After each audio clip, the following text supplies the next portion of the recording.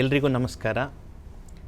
ನಮ್ಮ ನಾಡಿನ ಹಿರಿಯ ಕಲಾವಿದರು, ಪ್ರಸಿದ್ಧ ಕಲಾವಿದರಾದಂಥ ಶ್ರೀ JS ಖಂಡೇರಾವ್ ಅವರು ಇವತ್ತು ನಮ್ಮ ಜೊತೆ ಇದ್ದಾರೆ. 1960ರ ದಶಕದಲ್ಲಿಯೇ ತಮ್ಮ ಕಲಾಸಕ್ತಿಯನ್ನು ಪೋಷಿಸಿಕೊಂಡಂಥ ಈ ಕಲಾವಿದರು ಹೆಚ್ಚಿನ ಕಲಿಕೆಗಾಗಿ ಅವರು ಮುಂಬೈನ JJ ಸ್ಕೂಲ್ ಆಫ್ ಆರ್ಟ್ಸ್ಗೆ ಹೋಗ್ತಾರೆ. ಆಮೇಲೆ ಅಲ್ಲೇ JS ದಂಡಾವತಿ ಮಠ್ ಅವರ ನೂತನ ಕಲಾಮಂದಿರದಲ್ಲೂ ಕೂಡ ಶಿಕ್ಷಣವನ್ನು ಪಡೆದಿದ್ದಾರೆ. ಆಮೇಲೆ ಕಲಬುರಗಿಗೆ ಬಂದು ಅವರು ಒಂದು ಹೊಸ ಪ್ರಯೋಗಶೀಲತೆಯನ್ನು ಕಲಾಕ್ಷೇತ್ರದಲ್ಲಿ ಮಾಡ್ತಾರೆ. ಅದು ಏನು ಅಂತಂದರೆ, ಕಲಾ ಶಿಕ್ಷಣಕ್ಕಾಗಿ ಒಂದು ಪ್ರತ್ಯೇಕ ಕಾಲೇಜನ್ನು ಸ್ಥಾಪನೆ ಮಾಡಿದ್ದು, the ideal fine arts college ಅಂತ ಹೇಳಿ. 1965ರಲ್ಲಿ ಈ ಭಾಗದಲ್ಲಿ ಅಂಥ ಒಂದು ಹೊಸ ಪ್ರಯೋಗವನ್ನು ಅವರು ಹುಟ್ಟುಹಾಕಿ 7 ವರ್ಷಗಳ ಕಾಲ ಅದರ ಪ್ರಾಂಶುಪಾಲರಾಗಿ ನೂರಾರು ಕಲಾವಿದರನ್ನು ರೂಪಿಸಿದರು. ಮುಂದೆ ಅದು VG ಅಂದಾನಿಯವರ ನೇತೃತ್ವದಲ್ಲಿ ಇನ್ನಷ್ಟು ದೊಡ್ಡ ಕಲಾ ಶಿಕ್ಷಣದ ಕೇಂದ್ರವಾಗಿ ಬೆಳವಣಿಗೆಯನ್ನು ಕಾಣ್ತು. ಅವರು ಭೂದೃಶ್ಯದ ಚಿತ್ರಣ ಮಾಡುವುದರಲ್ಲಿ, ಆಮೇಲೆ ಅವರು ನಿಸರ್ಗದ ಚಿತ್ರಗಳು, ಪೋರ್ಟ್ರೇಟ್ಗಳು, ಭಾವಚಿತ್ರಗಳನ್ನು ಮಾಡೋದರಲ್ಲಿ, ಆಮೇಲೆ ಅಮೂರ್ತ ಚಿತ್ರಕಲೆಯಲ್ಲೆಲ್ಲ ಬಹಳ ಪರಿಣಿತಿಯನ್ನು ಸಾಧಿಸಿದ್ದಾರೆ. ಅವರಿಗೆ ನಾಡಿನ ಅನೇಕ ಮುಖ್ಯ ಪ್ರಶಸ್ತಿಗಳು ಬಂದಿದ್ದಾವೆ. ವಿಶೇಷವಾಗಿ ಕರ್ನಾಟಕ ಲಲಿತ ಕಲಾ ಅಕಾಡೆಮಿಯ ಗೌರವ ಪ್ರಶಸ್ತಿ, ಹಂಪಿ ಕನ್ನಡ ವಿಶ್ವವಿದ್ಯಾಲಯದಿಂದ ನಾಡೋಜ ಪ್ರಶಸ್ತಿ, ಕರ್ನಾಟಕ ಕೇಂದ್ರೀಯ ವಿಶ್ವವಿದ್ಯಾಲಯ ಮತ್ತು ಗುಲ್ಬರ್ಗಾ ವಿಶ್ವವಿದ್ಯಾಲಯದಿಂದ ಗೌರವ ಡಾಕ್ಟರೇಟ್ ಪದವಿ, ವರ್ಣಶಿಲ್ಪಿ ವೆಂಕಟಪ್ಪ ಅವರ ಪ್ರಶಸ್ತಿ, ಅದಕ್ಕೂ ಮುಖ್ಯವಾಗಿ ಭಾರತ ಸರ್ಕಾರದಿಂದ ಸೀನಿಯರ್ ಆರ್ಟಿಸ್ಟ್ ಫೆಲೋಶಿಪ್ ಕೂಡ ಅವರಿಗೆ ಸಿಕ್ಕಿದೆ. ಈ ಭಾಗದ ಒಬ್ಬ ಬಹುದೊಡ್ಡ ಕಲಾವಿದರು ಇವತ್ತು ನಮ್ಮ ಜೊತೆ ಚರ್ಚೆಗೆ ಇದ್ದಾರೆ. ಅವರಿಗೆ ನಿಮ್ಮೆಲ್ಲರ ಪರವಾಗಿ ನಾನು ಸ್ವಾಗತವನ್ನು ಬಯಸ್ತೇನೆ. ಸರ್ ನಮಸ್ಕಾರ. ಎಷ್ಟನೇ ಇಸ್ವಿಯಲ್ಲಿ ತಾವು ಕಲಾ ಶಿಕ್ಷಣಕ್ಕೆ ಬಂದ್ರಿ? ಕಲಾಕ್ಷೇತ್ರಕ್ಕೆ? ಹಾಂ, ಕಲಾಕ್ಷೇತ್ರಕ್ಕೆ ಮಿಡ್ಲ್ ಸ್ಕೂಲಿಂದ. ಹಾಂ. ಅದು ಹೆಂಗಿತ್ತು? ಆವಾಗಿನ ವಾತಾವರಣ ಯಾವ ತರಹ ಇತ್ತು? ಯಾರು ನಿಮ್ಮನ್ನು ಬಹಳ ಪ್ರೋತ್ಸಾಹ ಮಾಡಿದರು? ಅದೇ, ಹಾಂ, ಇದು ನಾನು ಕಲಾವಿದನ ಆಗ್ತೀನಿ ಅಂತಂತಂದ್ರೆ, ಅಥವಾ ಇದು ಕಲಾವಿದ ಸ್ಥಾಪನೆ ಆಗ್ತದಂತ ಅಂಬೋದು ಇರಲಿ, ನಾನು ಕಲಾವಿದನ ಆಗ್ತೀನಿ ಅಂತ ಅಂಬೋದನ್ನು ಸದ್ಯಕ್ಕೆ ನನಗಿದಿಲ್ಲ. ಅದು ನೇರವಾಗಿ ಏನಪ್ಪ ಅಂತಂದ್ರೆ, ಅದು ಹೇಗೆ ಅಂತಂದರೆ, ನಾನು ಮಿಡ್ಲ್ ಸ್ಕೂಲ್ ಅಂದರೆ 5ನೇ ಸ್ಟ್ಯಾಂಡರ್ಡ್. ಅದು ಅಲ್ಲಿ ಮೊಹಮ್ಮದ್ ಶರೀಫ್ ಅಂಥೇಳಿ ಒಳ್ಳೆ ಡ್ರಾಯಿಂಗ್ ಟೀಚರ್ ಅವರು. ಅಲ್ಲಿ ಅವರು ನಾವು ಕ್ಲಾಸ್ ನಡೀತಿರುವಾಗ ಒಂದು ಅದು ಡ್ರಾಯಿಂಗನು ಅವರು ಹಿಂಗೆ ಅವ್ರು ಬ್ಲ್ಯಾಕ್ ಮಾಡ್ಕೊಂಡು ಬರೀತಿದ್ರು, ಎಲ್ಲರೂ ಬರಲಿಕ್ಕೆ ಹೇಳ್ತಿದ್ರು. ಆ ರೀತಿ ನಾವು ರಚನೆ ಮಾಡ್ತಿದ್ದೆವು. ಇದು ಕಲಿಬೇಕು ಅಂತಲೇ ಇಲ್ಲ, ನಾವು ಯಾವುದೂ ಇದಿಲ್ಲದಲ್ಲ. ಒಂದು ಸಲ ಅವರೇ ನನಗೆ ಕರೆದು, ಇಲ್ಲಿ ಅಂತೇಳಿ ಕರೆದು, ನಿನ್ನ ಕೆಲಸ ಭಾಳ ಚಲೋ ಅದು, ನಿನ್ನ ಡ್ರಾಯಿಂಗ್, ಅದಕ್ಕೆ ಇಲ್ಲಿ ಹೈದರಾಬಾದ್ ಗೌರ್ಮೆಂಟದ 2 ಪರೀಕ್ಷೆ ಇರ್ತಾವೆ. ಮೊದಲು ಬೇಸಿಕ್ ಪರೀಕ್ಷೆ, ಮೂಲ ಪರೀಕ್ಷೆಗಳು, ಲೋವರ್ ಹೈಯರ್ ಅದು ಹೈಯರ್ ಅಂತ, ಹಿಂಗೆರಡು. ಅವೆರಡೂ ನೀವು ಪಾಸ್ ಮಾಡಿದ್ರೆ ನಿನಗೆ ಬೇಸಿಕ್ ಎಲ್ಲನೂ ಗೊತ್ತಾಗ್ಬಿಡ್ತೈತೆ ಅಂತೇಳಿ ಹಿಂಗೆ ಹೇಳಿದರು ಮೊಹಮ್ಮದ್ ಶರೀಫ್ ಅವರು.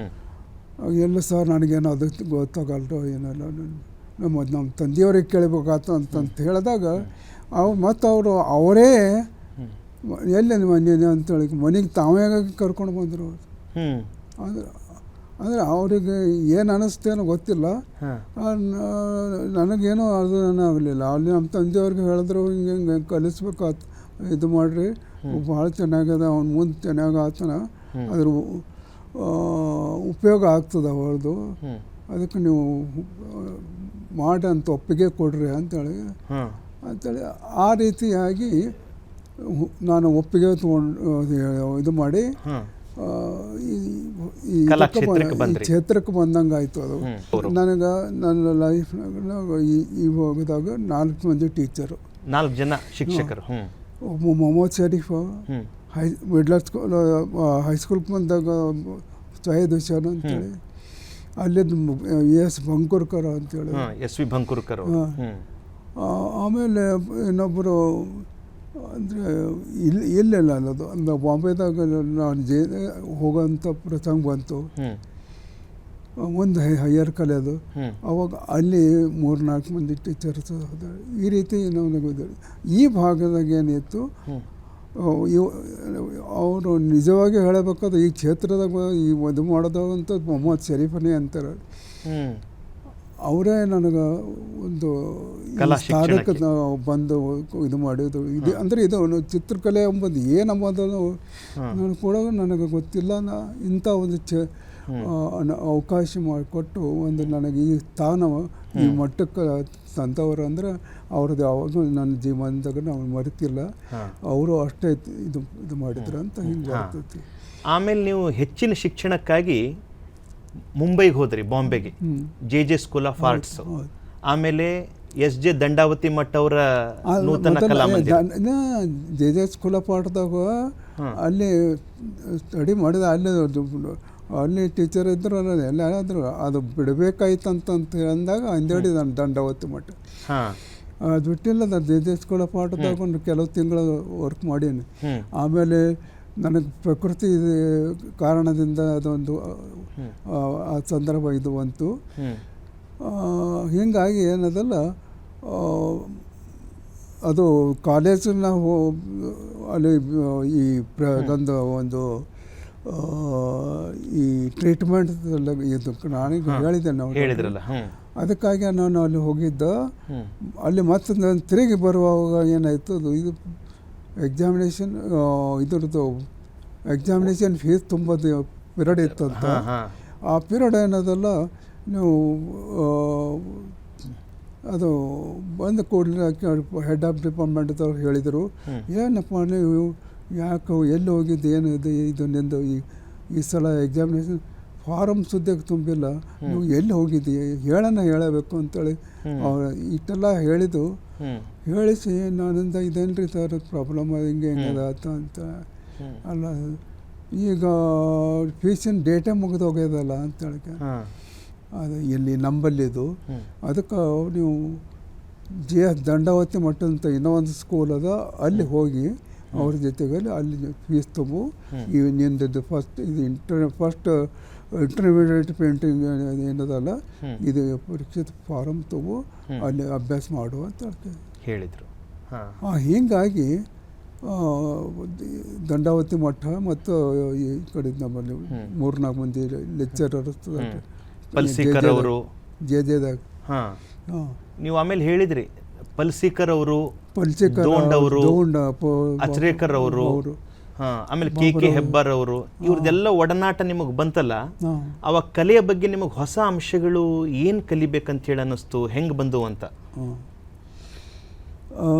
ಅದಕ್ಕೆ ಪೂರ್ವದಾಗ ಏನದಲ್ಲ, ನಾನು ಏನು ಮಿಡ್ಲ್ ಸ್ಕೂಲ್ ಗ್ರೇಡ್ ಎಕ್ಸಾಮಿನೇಷನ್ ಏನೇ ಇತ್ತಲ್ಲ, ಅದು ಭಾಳ ಸ್ಟ್ಯಾಂಡರ್ಡ್ ಇತ್ತದು. ಅದನ್ನು ಅಭ್ಯಾಸ ಮಾಡಿ ಇವರು ಸರ್ ಒಬ್ಬರು ಇದನ್ನು ತಿಳಿಸಿ ಮತ್ತು ಆ ಸಂದರ್ಭ ಮಾಡಿ ಆಮೇಲೆ ಇಲ್ಲಿ ಹೈಸ್ಕೂಲ್ಗೆ ಬಂದು ಅವಾಗ ಅದು ಇದು ಫಸ್ಟ್ ಇಯರ್ ಡಿಪ್ಲೊಮಾ ಇದು ಗ್ರೇಡ್ ಅದು ಏನಿತ್ತು ಅದು ಪಾಸಾಗಿದ್ದ. 2ನೇ ವರ್ಷದ್ದು ಗ್ರೇಡ್ ಮಾಡಬೇಕಾಗಿತ್ತು. ಅವಾಗ ಅದು ಮಾಡಾಳಿಗೆ ಮತ್ತೆ ಒಂದು ಪ್ರಾಬ್ಲಮ್ ಆಗಿ ಅವರು ಇದಕ್ಕೆ ಇದನ್ನು ನಾವು ಸ್ವಲ್ಪ ಹೇಗೆ ಮಾಡಬೇಕು ಹೇಳೋದು ಅಲ್ಲಿ ಅಭ್ಯಾಸ ಭಾಳ ಆಯ್ತು. ಅದು ನಾನು ಭಾಳ ಸ್ಟಡಿ ಮಾಡಿದ್ದೆ. ಅದು ಅವಾಗ ಅವರು ಹೇಳ್ತಿದ್ರು ಇದನ್ನು ಗ್ರೇಡದಾಗ ಇಂಥವೆಲ್ಲ ಇರ್ತಾವ, ಅದಕ್ಕಾಗಿ ಅದೇನು ಅಂತೇಳಿ ಮೊಹಮ್ಮದ್ ಶರೀಫ್ ಅವರು ಎಲ್ಲ ಹೇಳಿದರು. ಸೆಕೆಂಡ್ ಇಯರ್ದಾಗ ಏನು ಮಾಡಿದ್ದು ನಾನು ಫೇಲ್ ಆದೆ ಒಂದು ಸಬ್ಜೆಕ್ಟು. ಅದು ಇಲ್ಲಿ ಮಿಡ್ಲ್ ಸ್ಕೂಲಿಂದ ನಾನು ಇದು ಬೇರೆ ಕಡೆ ಹೋಗೋದಿತ್ತಲ್ಲ, ಅದಕ್ಕೆ ಸರ್ ಫಸ್ಟ್ ಇಯರ್ ಇದು ಉಳಿತಲ್ಲ, ಸೆಕೆಂಡ್ ಇಯರ್ ಉಳಿತಲ್ಲ, ಅದು